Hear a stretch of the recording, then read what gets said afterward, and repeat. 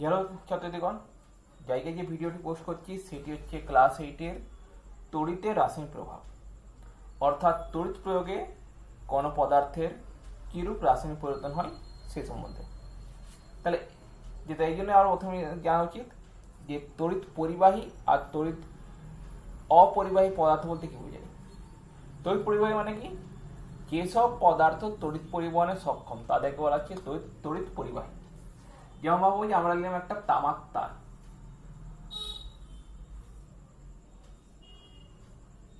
তামার তারের দু প্রান্ত একটি ব্যাটারির সঙ্গে যুক্ত করলাম আর মাঝে দিলাম একটি বাল্ব।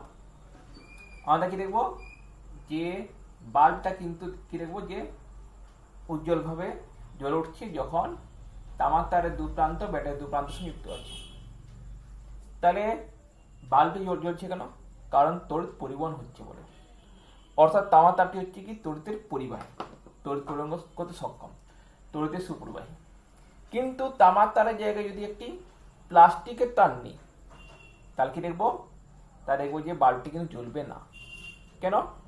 কারণ প্লাস্টিকের তার তড়িৎ পরিবহন করতে সক্ষম নয়, পরিবহন করতে পারে না। অর্থাৎ সেটি হচ্ছে তড়িতের কুপরিবাহী বা অপরিবাহী। তড়িৎ পরিবাহী পদার্থকে ভাগ করা যায় তিন প্রকারে। একটা হচ্ছে ধাতব পরিবাহী,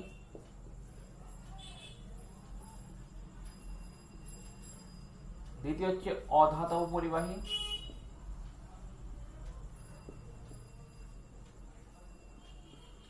তৃতীয় হচ্ছে তড়িৎ বিশ্লেষ্য।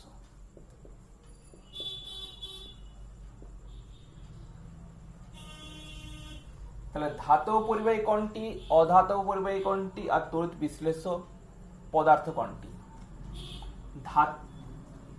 কোন পদার্থের মধ্য দিয়ে সাধারণ ক্ষেত্রে কি দেখা যায়, তড়িৎ পরিবহন মানে কি ইলেকট্রনের পরিবহন।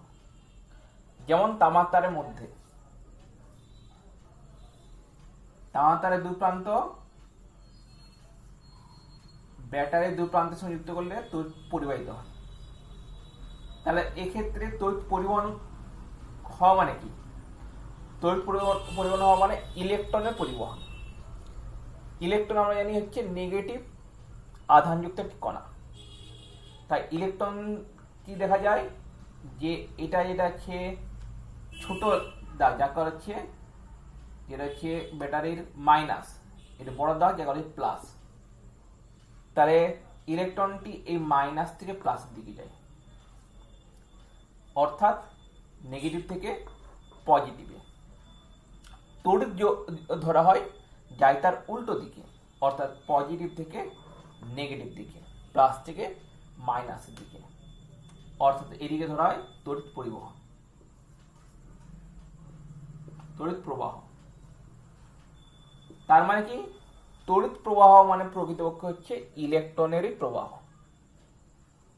আর যদি পরিবাহীটি হয় একটি ধাতু দিয়ে তৈরি তখন তাকে হচ্ছে ধাতব পরিবাহী। যেমন তামাক ধাতু, তাই তামাক তার হচ্ছে একটি ধাতব পরিবাহী। কিন্তু আবার কিছু কিছু অধাতু আছে যারা তড়িৎ পরিবহন করতে সক্ষম। যেমন গ্রাফাইট, গ্রাফাইট একটি অধাতু। গ্রাফাইটকে বলা হয় কার্বনের একটি রূপভেদ, অর্থাৎ কার্বনের অনেকগুলো রূপের মধ্যে একটি রূপ হচ্ছে গ্রাফাইটের। গ্যাস কার্বন, এইটি হচ্ছে কার্বনটির রূপভেদ। তাহলে এগুলো হচ্ছে অধাতু, কিন্তু এরা তড়িৎ পরিবহনে সক্ষম, তাই দেখে বলা হচ্ছে অধাতব পরিবাহী। আর যদি দেখা যায় যে পদার্থটি তড়িৎ পরিবহন করছে সেটি যদি একটি যৌগিক পদার্থ হয় তাহলে কি দেখা যায়, আর সেটি যদি যৌগিক পদার্থ হয় তখন কি দেখা যায়, সেটি হয় জলে দ্রবীভূত হয়ে কিংবা গলিত অবস্থায় আয়নে ভেঙে যায়। যেমন দেখো NaCl, NaCl কে যদি আমরা, NaCl মানে সোডিয়াম ক্লোরাইড, খাদ্য লবণ, তাকে যদি জলে জলে আমরা যদি গুলে দিই তাহলে কি দেখা যায়, এটি ভেঙে যায় Na প্লাস আর Cl মাইনাস আয়নে। এই যে আয়নগুলো উৎপন্ন হলো, এই আয়নগুলো কিন্তু তড়িৎ পরিবহনে সক্ষম। অর্থাৎ যখন Na প্লাস, এটা হচ্ছে ক্যাটায়ন, প্লাস মানে ক্যাটায়ন, Cl মাইনাস সেটা কি অ্যানায়ন, তাহলে ক্যাটায়নটা যখন পরিবাহিত হয়, অর্থাৎ প্লাস আয়ন পরিবাহিত হচ্ছে, তার মানে হচ্ছে তড়িৎ পরিবহন হওয়া। মাইনাসের ক্ষেত্রেও তাই, সেটাও তড়িৎ পরিবাহিত হওয়া বোঝায়। তাহলে এইসব পদার্থ যারা দেখা যায় গলিত অবস্থায় বা জলে দ্রবীভূত অবস্থায় তড়িৎ পরিবহন করতে সক্ষম, আর তখন সেই পদার্থ বলা হচ্ছে কি তড়িৎ বিশ্লেষ্য পদার্থ। আর যেসব পদার্থ গলিত অবস্থায় বা জলে দ্রবীভূত অবস্থায় তড়িৎ পরিবহন করতে সক্ষম নয়, আয়নে বিশ্লিষ্ট হয় না আর তড়িৎ পরিবহনও করে না, তাদেরকে বলা হচ্ছে তড়িৎ অবিশ্লেষ্য পদার্থ। যেমন চিনি, চিনির সংকেত কি C12H22O11। একে যদি আমরা জলের মধ্যে গুলি, জলে এটা গুলি যাবে ঠিক আছে, কিন্তু এটা আয়নে ভাঙবে না। যেহেতু আয়নে ভাঙবে না, তাই কিন্তু তড়িৎ পরিবহন করতে পারবে না, তাই এটা হচ্ছে তড়িৎ অবিশ্লেষ্য পদার্থ। মনে রাখবে, তড়িৎ বিশ্লেষ্য পদার্থ বা তড়িৎ অবিশ্লেষ্য পদার্থ হচ্ছে একটি যৌগিক পদার্থ, অর্থাৎ যাতে সেক্ষেত্রে আয়নে ভাঙা বা না ভাঙা এই কথাটি যাতে প্রযোজ্য হতে পারে। একটি মৌলিক পদার্থ সেটি কিন্তু তড়িৎ বিশ্লেষ্য বা অবিশ্লেষ্য হবে না। যেমন যদি ধরি আমরা যে তামা, তামা একটি ধাতু, ধাতব পরিবাহী, কিন্তু তাকে আমরা তড়িৎ বিশ্লেষ্য বা অবিশ্লেষ্য বলতে পারবো না, কারণ যেহেতু সেটি যৌগিক পদার্থ নয়, তাই সেটি আয়নে ভাঙার প্রশ্ন ওঠে না। আর সেটাকে আমরা তড়িৎ বিশ্লেষ্য বা অবিশ্লেষ্য পদার্থ বলতে পারবো না।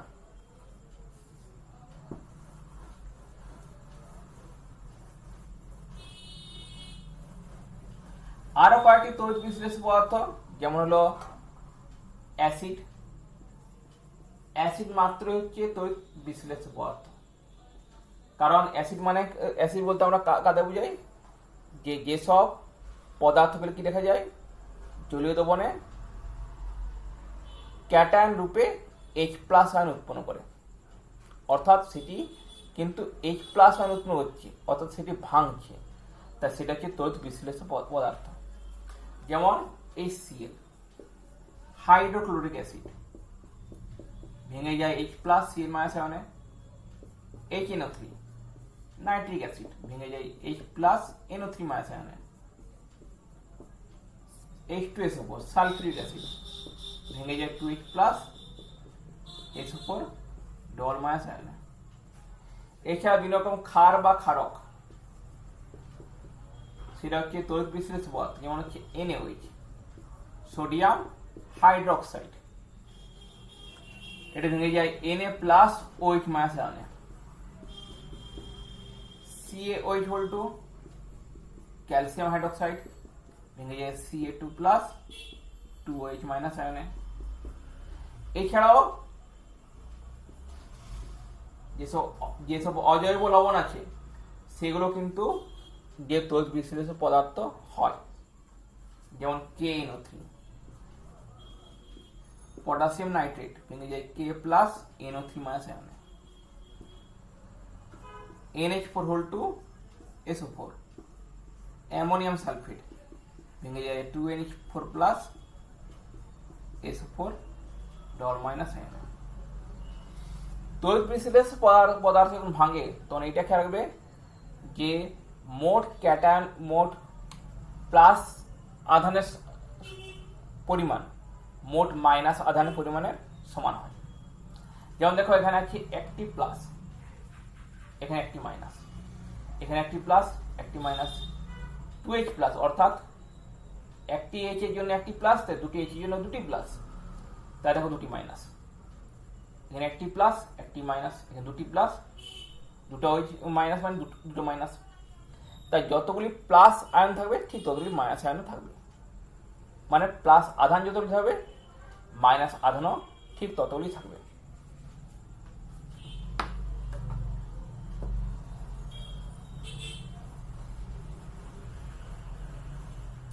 এবার সে তড়িৎ বিশ্লেষণ। তড়িৎ বিশ্লেষণ বলতে কি বোঝায়? আমরা তো জানলাম যে তড়িৎ বিশ্লেষ্য পদার্থ মানে যেটি গলিত বা জলে দ্রবীভূত অবস্থায় কি করবে, তড়িৎ পরিবহন করতে সক্ষম হবে আর বিশ্লিষ্ট হতে পারবে। কিন্তু বিশ্লিষ্ট হওয়ার পর যদি তাদেরকে সেখান থেকে যদি নতুন কোনো পদার্থ যদি উৎপন্ন করতে হয়, তার কি দেখায়, তারা সেখানে তড়িৎ পরিবহন করতে হয়। তাই তড়িৎ পরিবহনের ফলে তড়িৎ পরিবহন মানে তড়িৎ প্রবাহের দ্বারা যদি কোনো তড়িৎ বিশ্লেষ্য পদার্থকে বিশ্লিষ্ট করে নতুন ধর্ম বিশিষ্ট পদার্থ উৎপন্ন করা যায়, তখন সেই প্রক্রিয়াকে বলা হচ্ছে তড়িৎ বিশ্লেষণ। এই তড়িৎ বিশ্লেষণ প্রক্রিয়ার জন্য আমাদের যেটি প্রয়োজন পড়ে সেটা হচ্ছে প্রথমে যে একটি পাত্র, যে পাত্রে তড়িৎ বিশ্লেষণ করা হয় তাকে বলা হচ্ছে ভোল্টামিটার। সেই পাত্রের নাম কি? ভোল্টামিটার।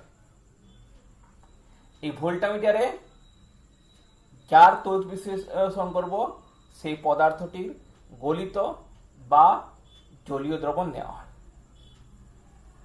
যেমন যদি ধরা যায় যে আমরা জলেরই তড়িৎ পরিবহন করব, জলের তড়িৎ বিশ্লেষণ ঘটাবো, তাহলে আমরা জলটাকে নেব এই পাত্রের মধ্যে।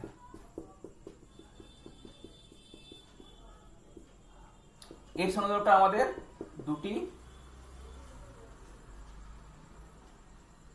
দুটি পাত, দুটি এরম পাত যেগুলো কিন্তু তড়িৎ পরিবহন করতে পারে। যার একটা যুক্ত হবে ব্যাটারির ধনাত্মক প্রান্তের সঙ্গে, আর একটি যুক্ত হবে ব্যাটারির ঋণাত্মক প্রান্তের সঙ্গে। এদেরকে বলা হয় তড়িৎদ্বার, কারণ তড়িৎটা এখানেই যে জমা হয়। যেটা ধনাত্মক প্রান্ত তাকে বলা হয় অ্যানোড, আর যেটা ঋণাত্মক প্রান্ত মানে ঋণাত্মক তড়িৎদ্বার তাকে বলা হচ্ছে ক্যাথোড।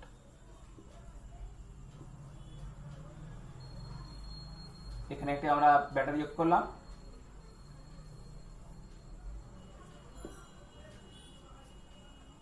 এরপর দেখো আমরা এখানে নিয়েছি তো জল, কিন্তু তড়িৎ বিশ্লেষণের জন্য যে পদার্থটি আমরা নেব সেটা যেন তড়িৎ বিশ্লেষ্য পদার্থ হয়, এটা কিন্তু গুরুত্বপূর্ণ। অর্থাৎ সেটা যেন আয়নে ভেঙে যায়। যদি সেটি আয়নে না ভাঙে তাহলে আমরা যতই তড়িৎ দিই না কেন সেখানে পদার্থটি কিন্তু বিশ্লেষিত হয়ে নতুন পদার্থ উৎপন্ন করতে সক্ষম হবে না। জল হচ্ছে তড়িতের কুপরিবাহী পদার্থ, কারণ জলের মধ্যে দেখা যায় যে H প্লাস আর OH মাইনাস আয়নের পরিমাণ থাকে খুব কম। তাই যে শুধু জল যদি আমরা নিই তাহলে কিন্তু জলটা কিন্তু আয়নে ভাঙবে না চট করে, আর যদি ভাঙবে না তাই সেটি যে বিশ্লেষিত হয়ে নতুন পদার্থ উৎপন্ন করতে পারবে না। এই জন্য কি করা হয়, জলের মধ্যে সামান্য অ্যাসিড মেশানো হয়। অ্যাসিড মেশালে কি দেখা যায় জলের বিশ্লেষিত হওয়ার ক্ষমতা কিন্তু খুব বেড়ে যায়, আর জলটি ভেঙে গিয়ে H প্লাস আর OH মাইনাস আয়ন উৎপন্ন করে। তখন দেখা যায় যে পুরো জলটা H প্লাস আর OH মাইনাস আয়ন ভর্তি হয়ে গেছে। এবার H প্লাসটা হচ্ছে ক্যাটায়ন, পজিটিভ যেটা আয়ন সেটা কোন দিকে আকর্ষিত হবে, নিশ্চয়ই মাইনাসের দিকে, নেগেটিভ দিকে। এখানে মাইনাস আয়ন কোনটি? মাইনাস আয়ন হচ্ছে ক্যাথোড। আর ওই মাইনাস আয়ন কি? নেগেটিভ আয়ন, সেটা কোন দিকে অবস্থিত হবে? প্লাসের দিকে, যেটা হচ্ছে অ্যানোড। তাই কি দেখা যায় যে H প্লাস আয়ন যায় ক্যাথোডের দিকে আর OH মাইনাস আয়ন যায় অ্যানোডের দিকে। H প্লাস আয়ন ক্যাথোডের দিকে গিয়ে একটি ইলেকট্রন গ্রহণ করে, উৎপন্ন হয় হাইড্রোজেন পরমাণু।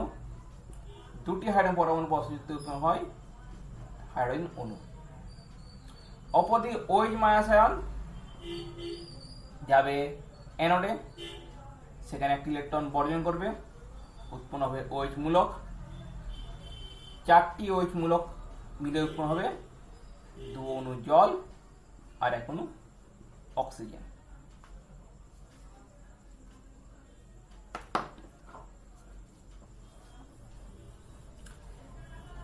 জলের মধ্যে যদি আমরা বিশ্লেষণ করি NaCl কে,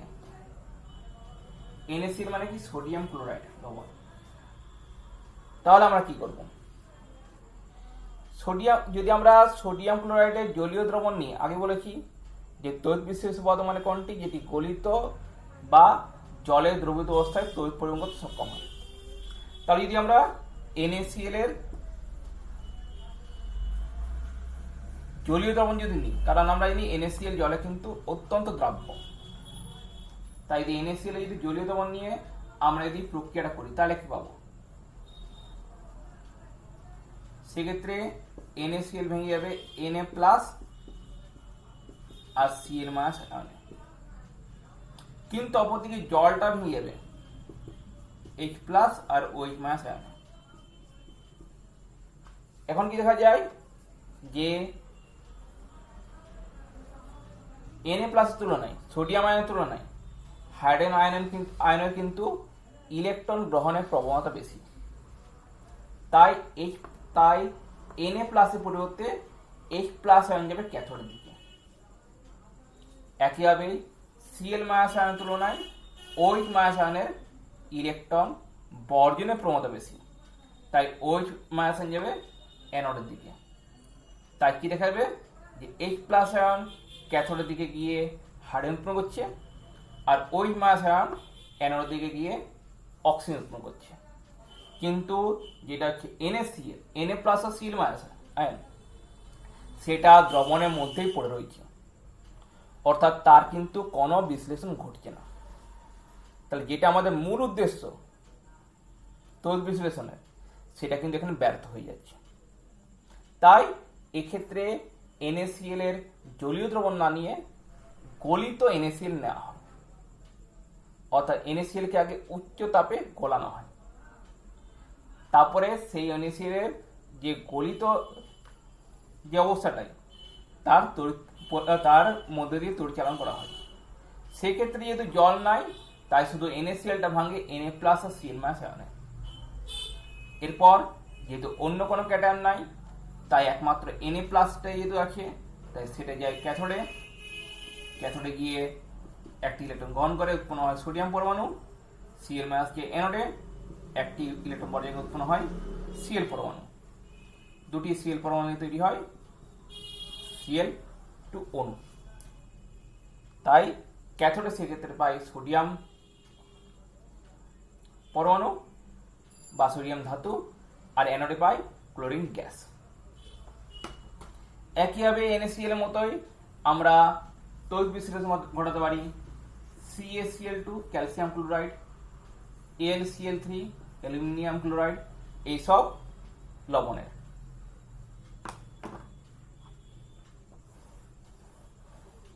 এবার সে তড়িৎ বিশ্লেষণের ব্যবহারিক প্রয়োগ। তড়িৎ বিশ্লেষণের ব্যবহারিক প্রয়োগ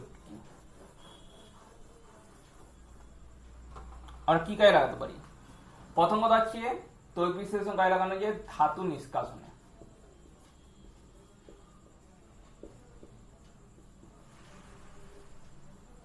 যে পদার্থ থেকে ধাতু নিষ্কাশন করা হয় তাকে বলা হচ্ছে ওই ধাতুর আকরিক, যেটি পাওয়া যায় কোথায়? মাটির তলায়। মাটির তলায় সেখানে উত্তোলন করা যায়, কারণ হচ্ছে খনিজ পদার্থ। আর যে খনিজ পদার্থ থেকে সহজে কম ব্যয়ে অর্থাৎ কম খরচে ধাতু নিষ্কাশন করা যায় তাকে হচ্ছে ধাতুর আকরিক। তাহলে সেই ধাতুর আকরিক থেকে ধাতু নিষ্কাশনের জন্য তড়িৎ বিশ্লেষণ প্রক্রিয়া ব্যবহার করা হয়।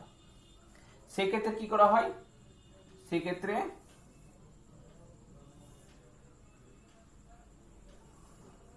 যেটা হচ্ছে ধাতুর আকরিক তাকে নেওয়া হয় অ্যানোডে,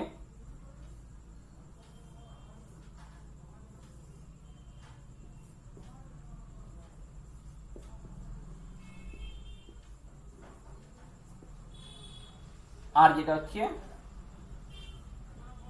বিশুদ্ধ ধাতু অর্থাৎ সেই ধাতুরই বিশুদ্ধ রূপ, বিশুদ্ধ পাত, সেটা নেওয়া ক্যাথোডে। যেমন ধরা যাক তামার আকরিক থেকে আমরা তামা নিষ্কাশন করব।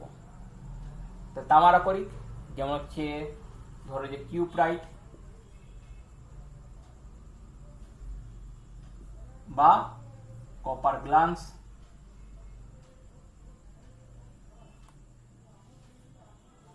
এগুলো আমরা দেখতে পারি কোথায়? যে অ্যানোড রূপে। এরপর কি করবো তাহলে? অ্যানোড নিলাম ধাতুর আকরিক আর ক্যাথোড নিলাম বিশুদ্ধ ধাতুর পাত, যেমন তামার পাত। এরপরে তড়িৎ বিশ্লেষ্য পদার্থ রূপে আমাদের নিতে হবে যে ধাতুর নিষ্কাশন করব তার একটি লবণ। যেমন এক্ষেত্রে নিলাম কপার সালফেটে জলীয় দ্রবণ। এখানে আমরা তড়িৎ পাঠাবো, তাহলে কি দেখাবে? যেহেতু এটা হচ্ছে প্লাস প্রান্তের সংযুক্ত, তাই ব্যাটারি কি করবে? এখান থেকে ইলেকট্রন টানবে। যেহেতু এখানে ইলেকট্রন টানছে তাই কি দেখা যায়? এখানে যেগুলো ধাতু আছে যেমন তামা, সেই ধাতু কি করবে? ধাতু ইলেকট্রন বর্জন করে চলে আসবে দ্রবণের মধ্যে। আমরা বলি কি ধাতুরই লবণ, সেটা ভেঙে যাবে Cu++ SO ডবল মাস আয়নে, জল যেটা জলীয় দ্রবণ, জলটা ভেঙে যাবে H+OH মাস আয়নে। এরপর কি দেখা যাবে? যেহেতু এখানে কপার আয়নের গাঢ়ত্ব হবে বেশি, কারণ একদিকে তো দ্রবণের মধ্যে আছে Cu++ আয়ন, অপরদিকে এখান থেকে পাচ্ছি Cu++ আয়ন, আবার Cu++ আয়নের ইলেকট্রন গ্রহণের প্রবণতা H+ আয়নের তুলনায় বেশি, তাই Cu++ আয়ন যাবে কোথায়? ক্যাথোড দিকে। ক্যাথোডে গিয়ে সে কি করবে?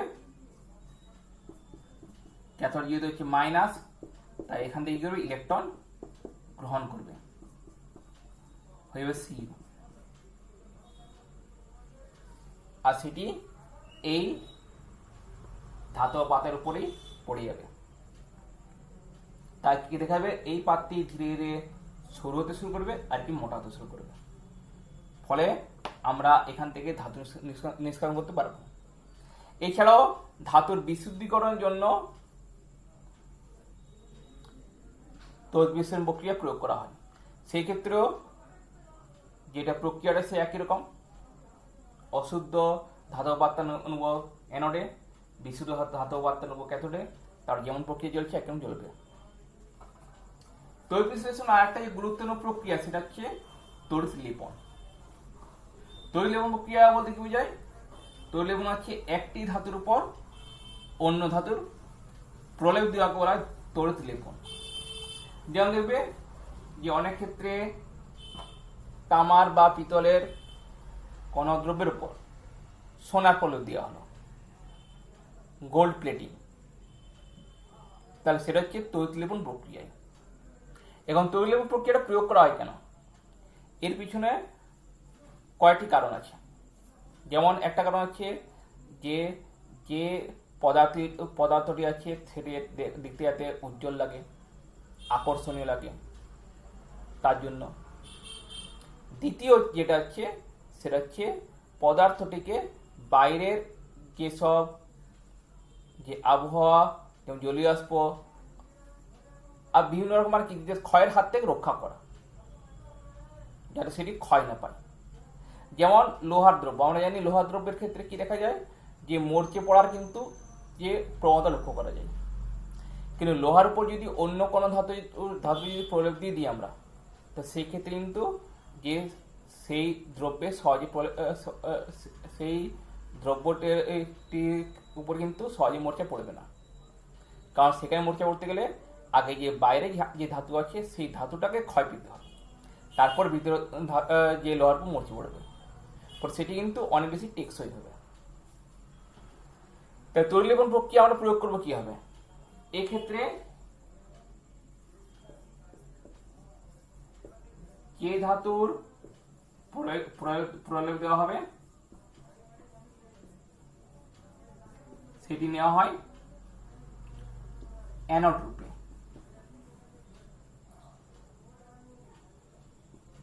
যার উপর প্রলেপ দেওয়া হবে সেটা নেওয়া হয় ক্যাথোড রূপে। আর তড়িৎ বিশ্লেষ্য পদার্থ রূপে নেওয়া হয়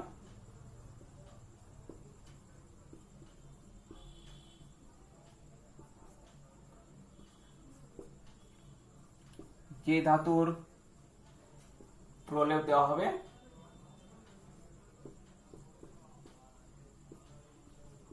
তার একটি লবণ।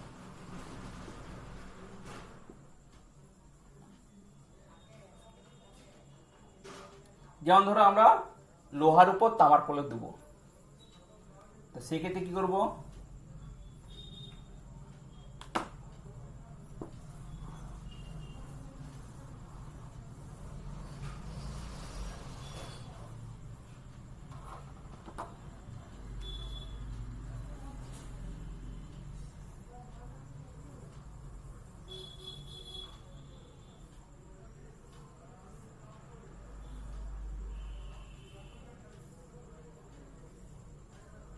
যদি লোহার উপর তামার প্রলেপ দিতে হয় তাহলে আমরা অ্যানোড রূপে লিখব যে তামা, ক্যাথোড রূপে লিখব লোহা, আর তড়িৎ বিশ্লেষ্য পদার্থ রূপে নেব অ্যানোডে যা লিখি তার লবণ, অ্যানোডে তামা, তাহলে তামার লবণ কপার সালফেট। এরপর এখানে একটি ব্যাটারি যুক্ত, যার প্লাস প্রান্ত যুক্ত অ্যানোডের সঙ্গে আর মাইনাস প্রান্ত যুক্ত ক্যাথোডের সঙ্গে। এরপর তড়িৎ পরিবহন হলে কি হবে, তড়িৎ পরিবহন হলে তামা ইলেকট্রন বর্জন করবে,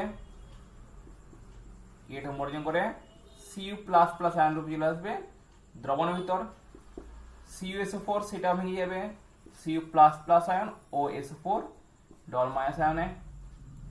এরপরে Cu++ আয়ন যাবে ক্যাথোডে, ক্যাথোডে গিয়ে ইলেকট্রন গ্রহণ করবে, আর Cu অর্থাৎ কপার ধাতব কপার রূপে লোহার পাতের উপর পড়ে যাবে, অর্থাৎ লোহার উপর তামার প্রলেপ পড়বে। যদি ভাবো আমরা লোহার উপর নিকেল প্রলেপ দেবো তাহলে কি করব, সেক্ষেত্রে ক্যাথোডে লোহাই থাকবে, অ্যানোডে নেব নিকেল, আর তড়িৎ বিশ্লেষ্য পদার্থ নেব নিকেল সালফেট। যদি লোহা বা পিতলের উপর যদি আমরা দিই সোনার প্রলেপ তাহলে একইভাবে লোহা বা পিতলটি নেব ক্যাথোডে, আর অ্যানোডে নেব সোনা, আর তড়িৎ বিশ্লেষ্য পদার্থ রূপে নেব পটাশিয়াম অরোসাইনেট। যদি রূপোর প্রলেপ দিই তাহলে অ্যানোডে রূপো, আর তড়িৎ বিশ্লেষ্য পদার্থের উপর নেব পটাশিয়াম অর্জেন্টোসাইনেট। তাহলে আজকের জন্য এই অধ্যায়টি শেষ হলো, তড়িতের রাসায়নিক প্রভাব। পরের দিন অন্য অধ্যায় নিয়ে আসবো। আজকের এখানে শেষ করছি, নমস্কার।